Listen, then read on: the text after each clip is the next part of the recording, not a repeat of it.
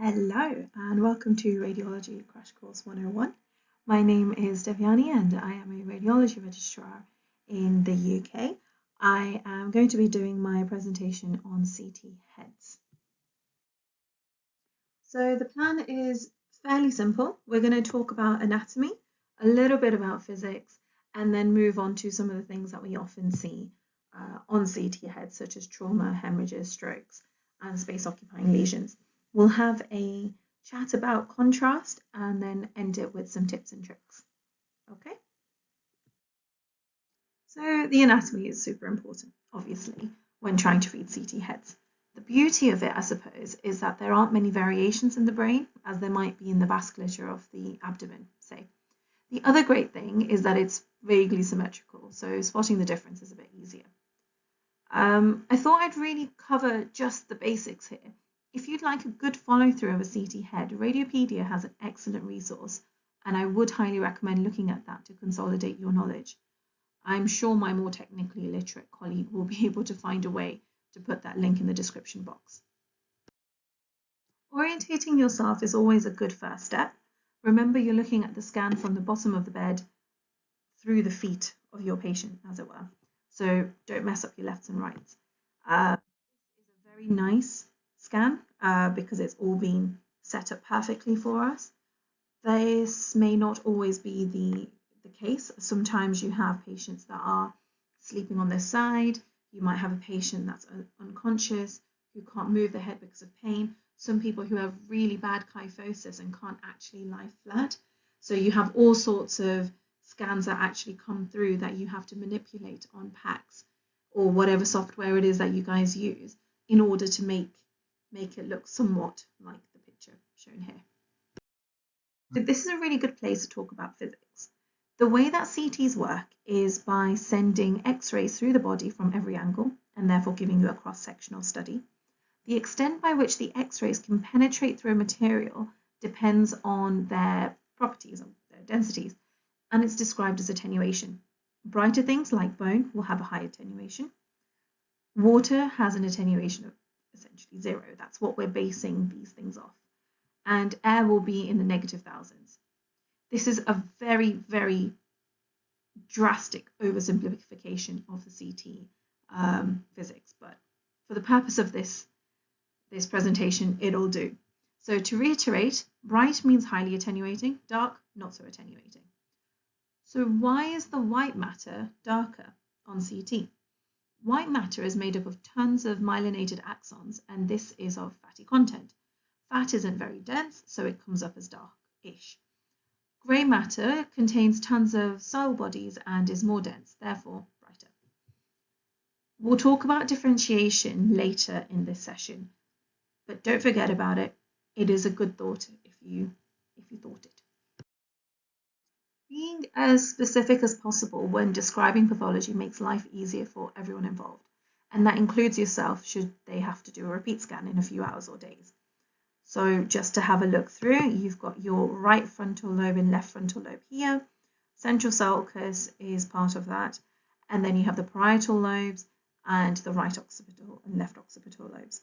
These are separated by sulci. These are the basal ganglia. Small ischemic infarcts and bleeds often hide here, so be sure to interrogate them well. Abnormalities in the basal ganglia can give rise to focal weaknesses, movement disorders, and sensory deficits. So this is the internal capsule here as well, which has been labelled. So now we move on to ventricles and basal cisterns. So your brain is sitting in a bath of cerebrospinal fluid, or CSF. It's made in the choroid plexus.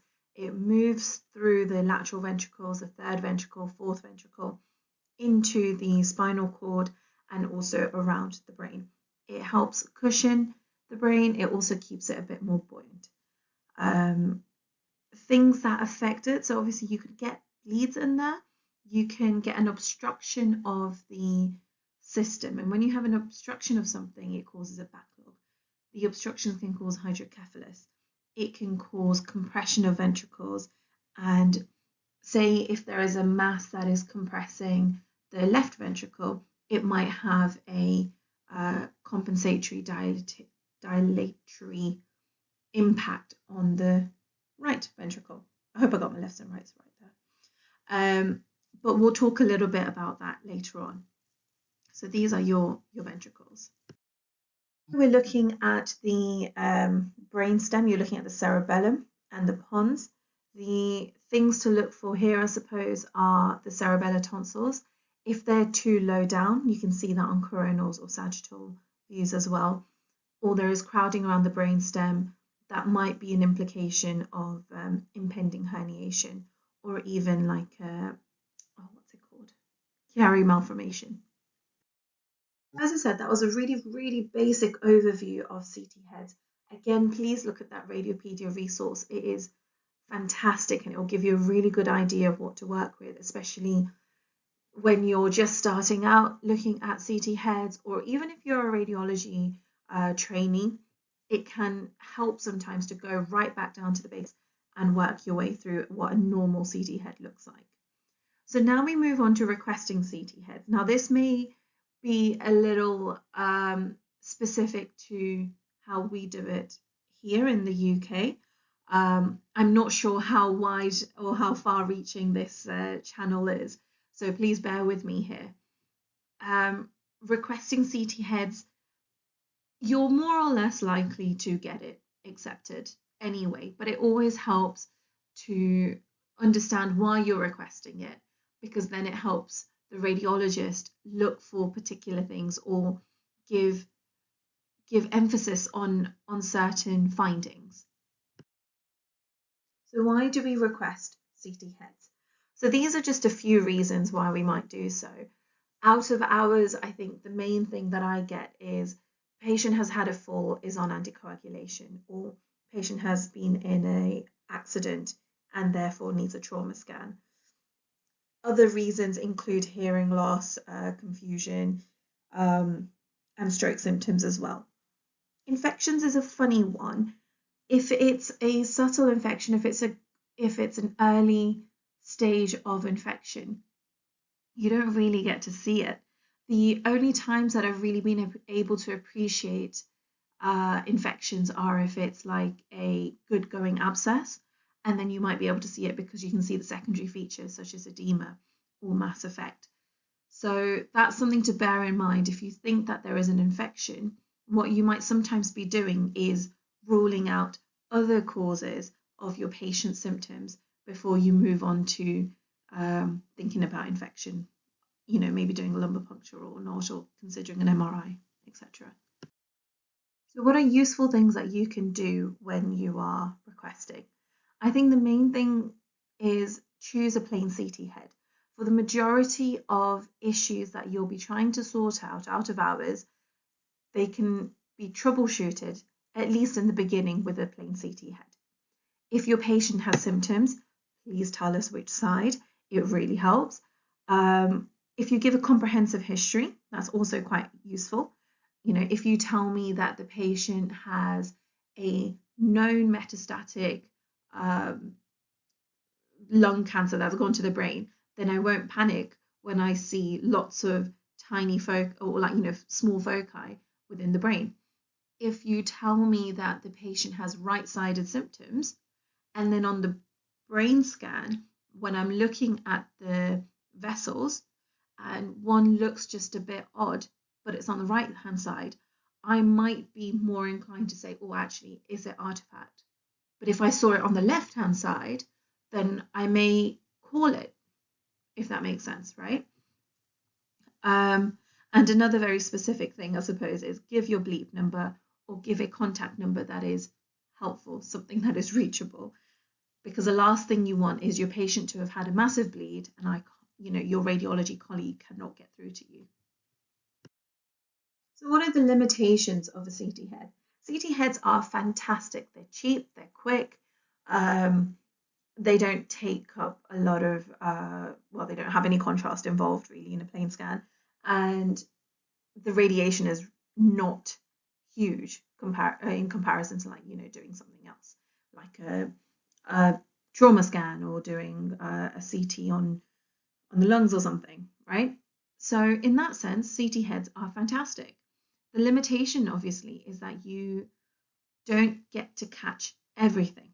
So I might be able to catch a decently sized Met, but that doesn't necessarily mean that the brain scan is normal and there are no Mets, right? As I mentioned previously, infection, the meninges will enhance with contrast. If you have a plain scan, you won't see that. Masses, again, small masses can be missed on a CT scan. Demyelinating diseases, again, not greatly seen. And infarcts in the early stages, if you come in with a stroke, your CT scan more often than not is normal and you are treated clinically, or a repeat scan is done, or an angio is done. Same thing with subarachnoid hemorrhages. Subtle subarachs cannot necessarily be seen on plain film. So let's start with trauma. Trauma makes up a bulk of our workload, and especially if you work in a tertiary centre or if you work in a trauma centre, this will be literally an everyday occurrence. My last placement was in a trauma centre, and it was around a lot of motorways or highways, and that meant that we were always getting people in. That doesn't mean that it's the only kind of trauma. You have a lot of elderly people. Our demographic is increasingly aging, and they are on lots of medications. They are falling over a lot, and therefore trauma makes pretty much the bulk of some of the out of hours work.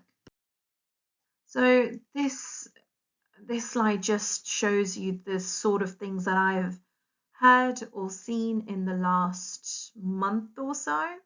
And, you know, some of them are everyday things, some of them not so much, but here you are. So this was a patient that had been assaulted, as far as I remember. And what we're looking at here is the bone window. So in CT, when you're looking at CTs, when you're looking at the study, you have lots of different greys, right? You have hundreds of shades of greys.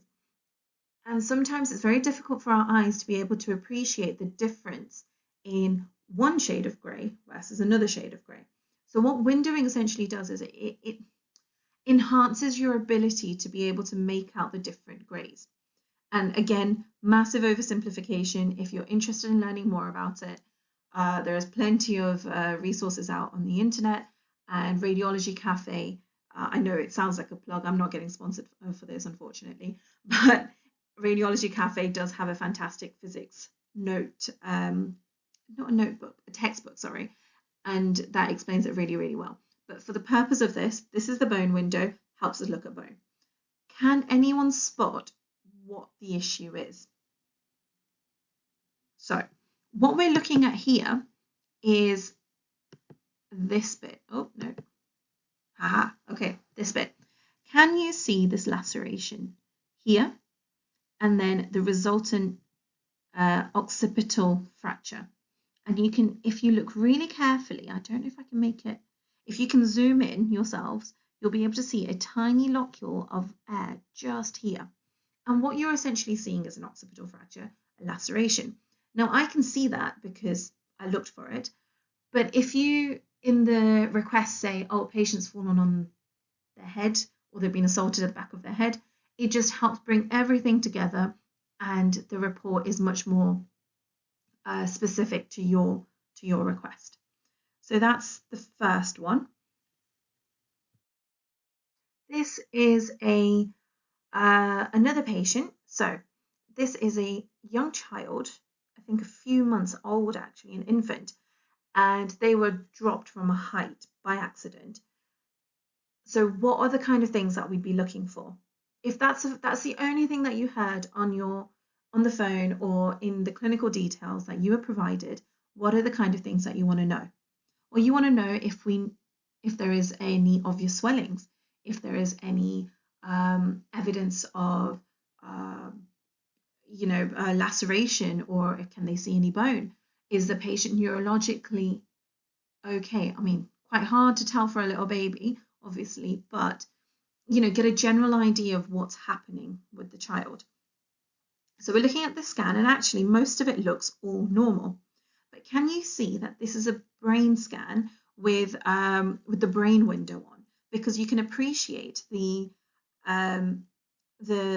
grey matter, the white matter, the ventricles better compared to the previous scan that I showed you on the last slide, where it was all just bone and everything that wasn't bone was just like a homogeneous grey, right? So this is what I mean by windowing. You're looking at this in detail now. You're looking at the soft tissue, or you're looking at the brain, as it were. And the windowing is different for that.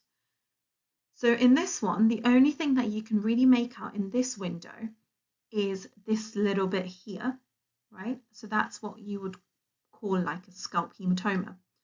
Now, if I just looked at this scan and nothing else in this window, then I would probably have said there is no intracranial pathology and there is no acute fracture, because I mean, look at all this thick white line, I can't see anything. And there's a scalp hematoma. Fine, great. But when I changed it to bone window, and I'm so sorry I don't have that that image, but when I changed it to the bone window, what I actually found was a very subtle fracture in that area with a tiny fragment within the skull. So that is the importance, and it shows you the importance of having to window something and look at it in all different planes, look at it in all the different types of windows that are available to you. And often in PACS systems, you can also do some 3D modeling. And by doing so, you can sometimes appreciate the fractures better, because you've got so many suture lines going that it's quite difficult to tell the difference. But whereas your suture lines will be sort of zigzagging their way around, the fracture lines will generally be straighter. So this was what I believe another Friday night affair. This gentleman had been punched in the face, and what I've done here is reformatted the scan. So this is again a bone window, if you remember from last time. You can appreciate that there's a lot of detail in the bone that you couldn't see on that baby CT.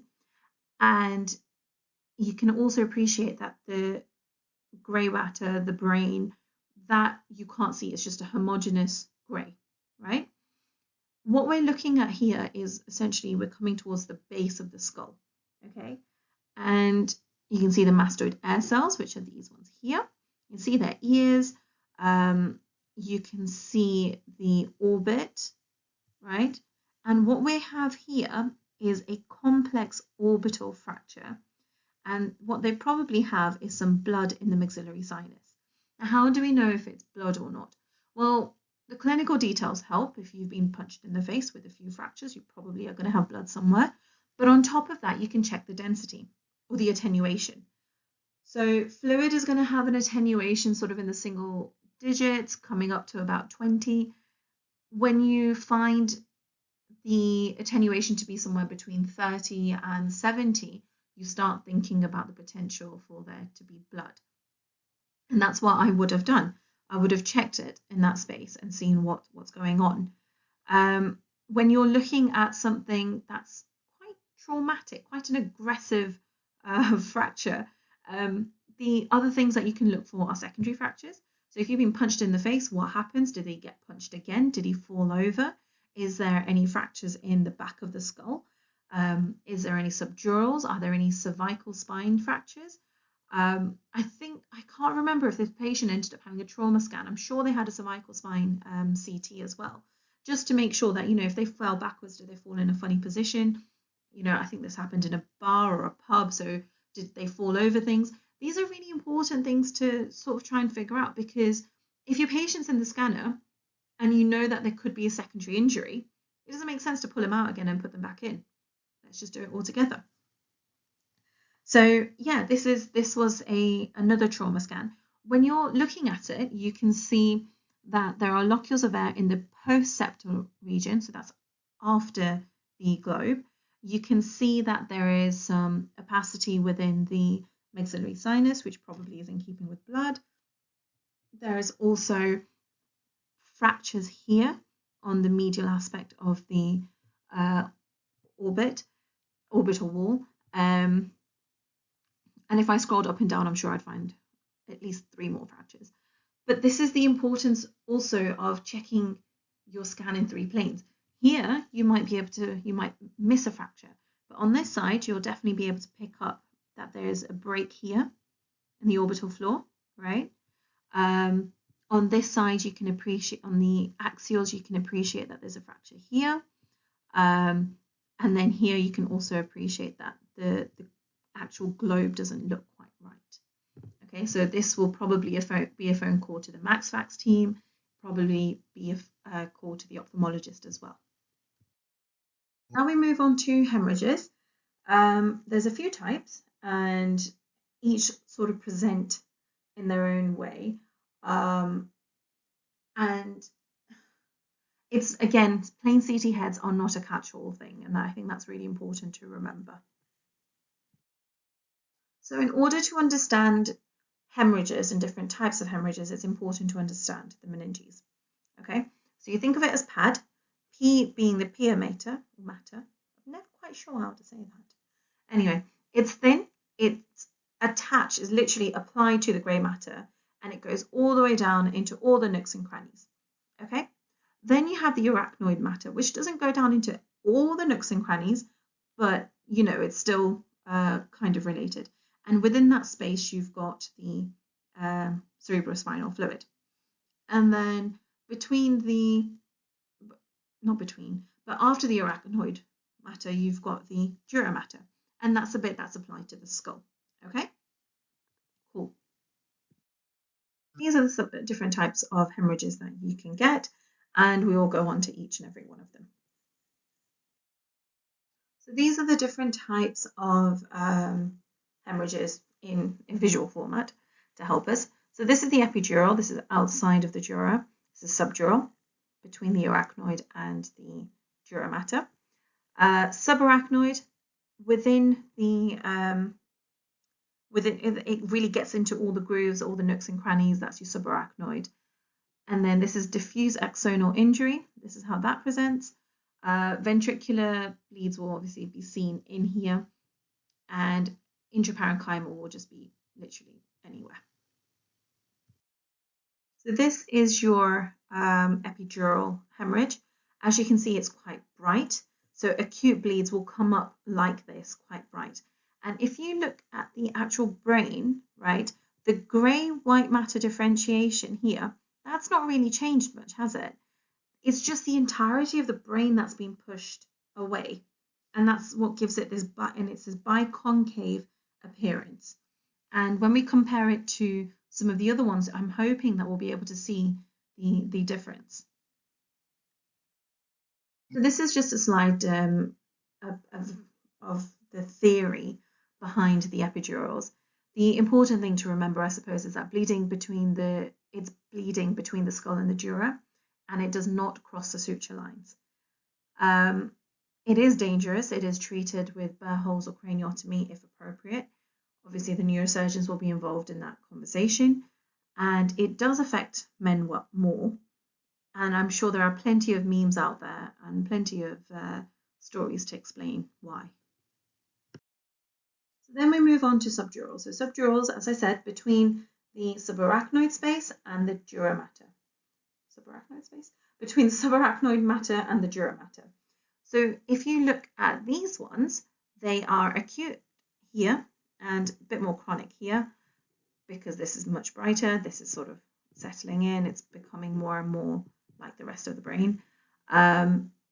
This is really interesting, actually, because first of all, you've got this crescent shape, whereas in the epidural, you had a lemon shape, okay?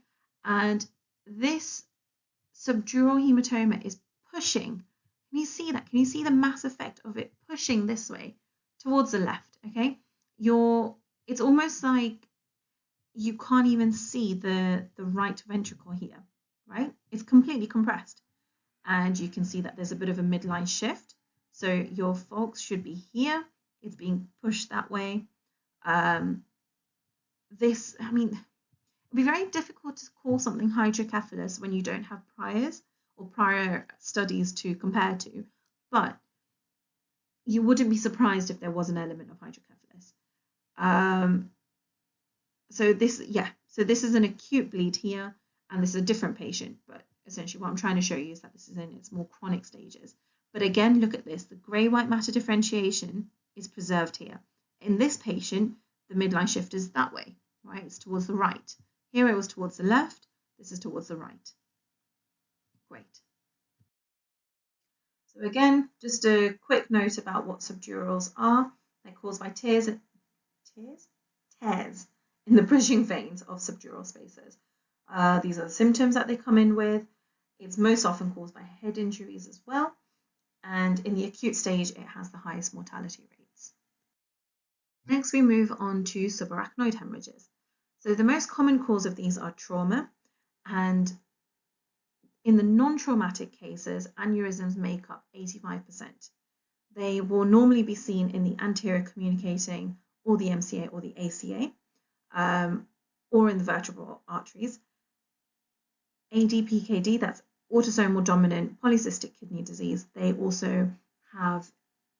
can increase the risk of you having aneurysms. They normally present with a thunderclap headache, some nausea and vomiting, drowsiness, and these are the risk factors: hypertension, smoking, family history, etc. So this should take us back to med school. The places that you're looking at here are, so these are your vertebral arteries, aren't they? So you can get them here. You can get them at the anterior communicating artery. You can get them at the middle cerebral artery as well. This is your posterior communicating artery space. And these are your sort of top places to be getting aneurysms. So as you can see in this is a otherwise normal CT head. Structurally, there's no issue. But can you appreciate that there is this brightness here that we've not really seen in previous CT heads, right? This is bright. This is going to be hyperattenuating. What's hyperattenuating? Blood. Blood is hyperattenuating. So in this moment in time, when you see this is very clearly subarachnoid space. So it's going to be a subarach hemorrhage. The next question is, where is it all coming from? Now, you can't tell from this CT, you can't tell from this plain CT head, but what you can say is probably coming from the anterior cerebral circulation, because it's sort of all based there. So one would do a CT angiogram, and on the CT angiogram, there was an aneurysm that was found in the right anterior cerebral artery, but there was no contrast leak. What we mean by contrast leak or contrast extravasation or a blush is essentially contrast in a space where it's not meant to be. So in a non-luminal space, if you put it in through the vessels, you should see it in the vessels. But if you're seeing it next to the vessels but not inside it, that is your contrast blush. That is your contrast extravasation. That is your sign of active bleeding. So a few hours later, they noted that the patient was deteriorating further. A repeat CT scan was done, and it showed, and I know I only have the sagittal plane here, but it showed that there was an increased density within the ventricles now as well, essentially suggesting that the bleed had progressed. A repeat CT angio was also done to have a look at the vessels. Again, the aneurysm was found, but this time there was a contrast blush next to the aneurysm, which suggested that there had actually been a good going leak. And unfortunately, in these cases, mortality is quite high. Move on to intraparenchymal bleeds. These are the risk factors: hypertension, diabetes, menopause, alcohol, severe migraines, and trauma. These intraparenchymal bleeds can be complicated by intraventricular bleeds, by hydrocephalus, and death. That, I suppose, is the ultimate complication. And the top sites in hypertension patients include the basal ganglia, so the putamen, thalamus, the cerebrum, cerebellum, pons, basically everything. These are your top sites. And this is a really good image because it shows you a bit of everything. So this is the intraventricular bleed here. You can see that that's an intraparenchymal bleed here, right? And normally, again, you really should have prior imaging to be able to say that this is hydrocephalus, but a clue can be that the the posterior horns of the lateral ventricles are quite pointed, and if they become blunted, if they become wider, then that would probably favor hydrocephalus to some degree. We move on to infarcts. I don't have much to say about infarcts, to be honest, because one, strokes are largely a clinical diagnosis. Two, plain CT heads a lot of the time are normal, even when your patient is presenting as abnormal in terms of, like, they're showing signs and symptoms. And there are a few important things to look out for in an infarct that might help allude you to a diagnosis of an ischemic event. As I said, infarcts often normal. The dense MCA sign, I'll show you that in a minute, and loss of differentiation, again, we'll have a look at that. The insular ribbon sign is a really good sign to look out for, and sometimes your infarcts can also turn into like a hemorrhagic focus. Dense MCA sign is the sign of a worse prognosis. If you look at this study here, or this slide here, can you appreciate that this is the middle cerebral artery here, right? And this one is much brighter than what's just about coming out on this side. And that's your dense MCA sign, because a thrombus will come up as brighter on a plain CT scan. But the important thing to note here is if you were to use contrast, if you were going to do a CT angiogram, for example, then that space would come up as darker because it would come up as a filling defect. The other things that you can note here, which is the insular ribbon sign, is this is the insular cortex.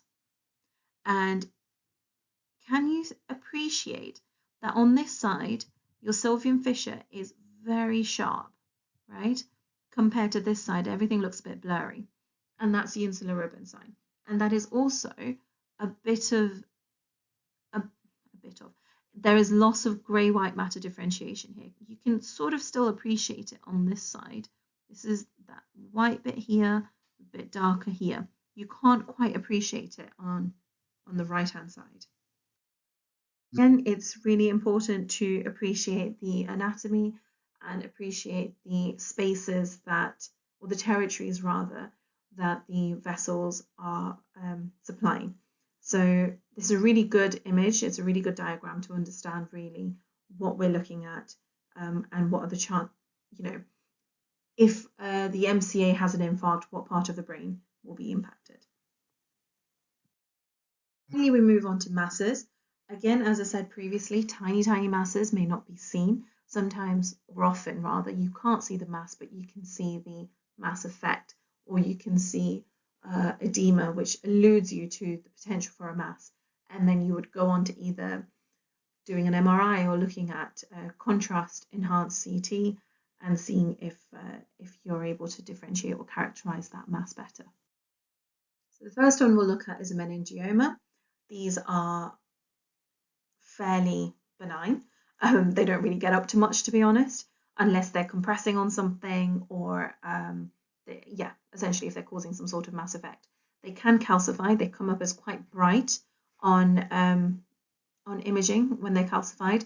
This has contrast. The CT does have contrast because you can see it in the vessels here, and that's enhancing over there as well.